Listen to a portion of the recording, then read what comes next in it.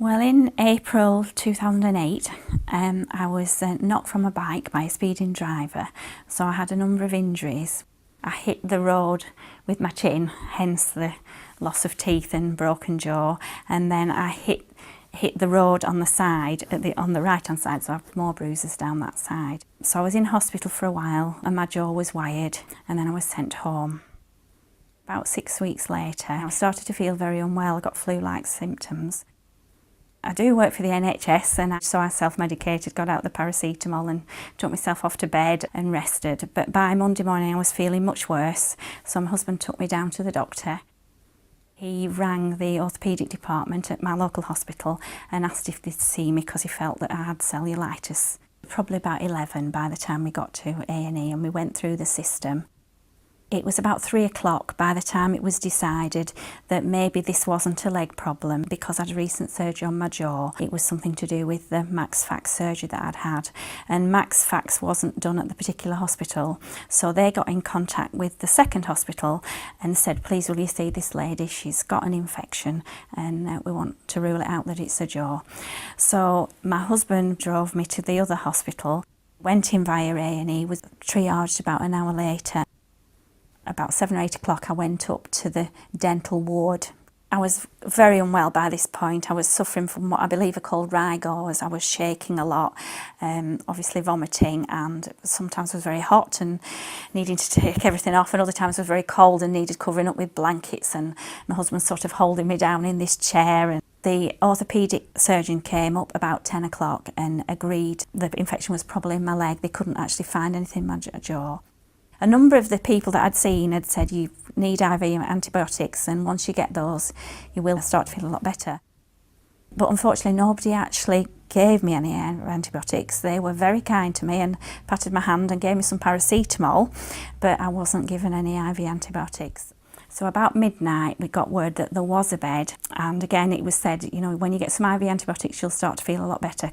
At 2 o'clock I was put on a ward. I was given a buzzer to hold, so I pressed the buzzer. A nurse came along and I said, I'm sure I should be having some IV antibiotics. So she went to sister to check and came back and said, you're quite right, but I'm really sorry nobody's written you up for any. The next thing I remember is this argument going on outside in the corridor around somebody needing to prescribe antibiotics. I guess eventually it was because the drips were put and all sorts of things happened. And then I woke up the next morning seemingly surrounded by doctors. The consultant who was looking after my face was there. There was an orthopaedic surgeon there. There was quite a bit of concern. But I was on IV antibiotics by then. The delay wasn't discussed really, and I think probably because I was, you know, sleeping and dozing off and drifting off, I probably hadn't realised just how time was getting on. Well, I was feeling exhausted, very fragile. Everyone was very kind to me, but I just felt that nobody actually did anything, and a number of people, medical people, said to me, you will start to feel a lot better once you start on IV antibiotics. It was actually 18 hours from when I'd seen my GP in the morning before I actually got any antibiotics, and I'm sure that didn't help my condition. The second hospital I was seen by the team the following morning, and also sister came along to see me and introduced herself and kind of apologised for what had happened the night before, and said, you know, she was really sorry, but she said just to let you know that I have filled in an IR1, an incident report. I thought, oh well, that's a good thing. The orthopaedic surgeon came back and said, would I like to go back to the first hospital, which was much nearer to home. So about 10 o'clock I went by ambulance then, and I was taken onto a ward there, and I was on there for a number of days on IV antibiotics, and they were able to remove about 500 mils of pus from my left leg on the first day, and then on the second day it had all filled up again, so they did the same thing. And then I stayed on the ward, this wound was dressed obviously and given the antibiotics and things for 5 or 6 days, and then I was discharged on IV antibiotics. And I was home for about 3 or 4 days, and then I got this high temperature again and this feeling of sudden hotness and shakiness. Obviously I knew what the problem was, so I asked my husband about 4 o'clock in the afternoon if he would take me back to the hospital that I'd been an inpatient at. We borrowed a wheelchair and he took me up to the ward that I'd been discharged from, where obviously we saw the team that we'd been with the week before. But a very sympathetic sister, an apologetic sister, said, "I'm really sorry, but we can't just take you on the ward. You need to be admitted via A&E." I was booked into A&E, and then I was triaged, and eventually I was seen by somebody from orthopaedics. People definitely thought I should be on a ward having some IV antibiotics. Having said that, we'd had another 6-hour delay, so things had probably taken hold again. I was put on a ward, and I was seen by the orthopaedic consultant, who said I definitely had severe cellulitis, sepsis, and that I would need an operation to remove some necrotic muscle. So that was organised for the day after. And I do have some numbness down the lower left calf that probably, after all this time, I've been told will probably be permanent.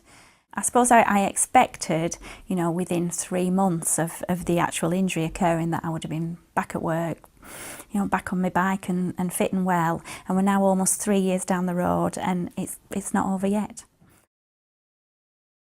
I felt let down and ashamed. I was ashamed that you know, that I guess the communication systems weren't in place, because that's kind of almost what it was. It was as if everybody knew what was needed doing, and everyone was kind to me, but actually nobody did it. And it made me think afterwards, on reflection, you know, had I been too polite and compliant? I'm not the sort of person to sort of stand up and scream or burst into tears or throw my toys out of the pram, but, you know, and surely I don't need to be that sort of person to get treatment. I mean, it also occurred to me when I was ringing for the sister at 2 o'clock in the morning, you know, thinking about it later, had I been a little old lady who hadn't got some NHS experience and able to articulate, I might have just thought, well, they put me in bed now, I'm fine, and maybe rolled over and gone to sleep, maybe not woken up, you know, who knows. In my view, all the complications were linked to the delays. Following on from recovering from this surgery, I was due to have some more surgery on my jaw, and that had to be delayed because I wasn't well enough to have that, so that was delayed for about 6 months. And when I did go back to the Maxfax surgeon to have what I thought were my implants fitted, my bone had deteriorated and my soft tissue, so I needed to have bone grafts and soft tissue grafts before I could have the implants, and I also needed to have some orthodontic work. So the surgeon said to me, you know, everything's in hand, Julie, don't worry, we've put together a 2-year plan. And I sort of nodded and smiled, and then drove away from my appointment thinking, you know, 2 years, we're already nearly a year into it, you know, I'd expected to be better in a few months really. Within a few weeks of that, I actually had a sort of psychological breakdown. It just seemed to be, you know, one knock too many. I'd been knocked back so many times, and I kept coming up, pulling my socks up, getting on with it. I'm not dead, I'm okay. And then it was just like, right, okay, well, another 2 years to go. I'd returned to work. I'd been back at work about 6 months. I just became unable to make a decision, and, you know, very alert to thinking things were going to happen, having flashbacks. Apparently I was diagnosed with post-traumatic stress, and no one was surprised apart from me really, but I was sort of devastated at that point. Massive cost to the NHS. I mean, I was 16 days in hospital extra to what I needed to be. 16 bed days, I know that's a lot. You had lots of treatment, you know, I follow up with GP, district nurses, afterwards months of dressings, months of physio.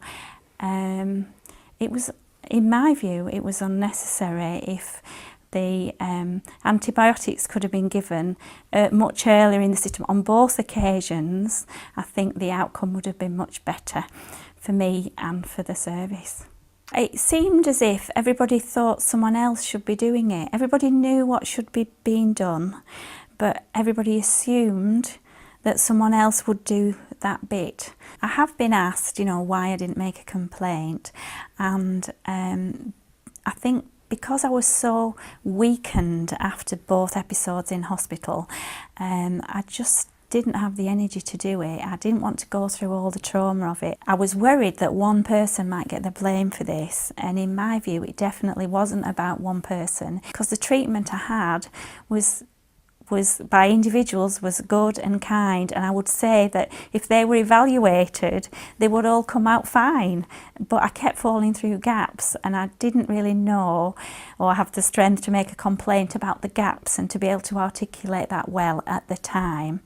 I'm hoping by telling my story that people will kind of listen and see behind what happened, and the fact that it happened twice, so it wasn't a one-off. Within 4 or 5 days the same thing was happening again. This might be an opportunity for learning. So although this isn't a complaint, this is my way of saying please listen to this story and think about what's happening at your hospital. Could it happen here? Is it happening here? And if so, what can we do about it?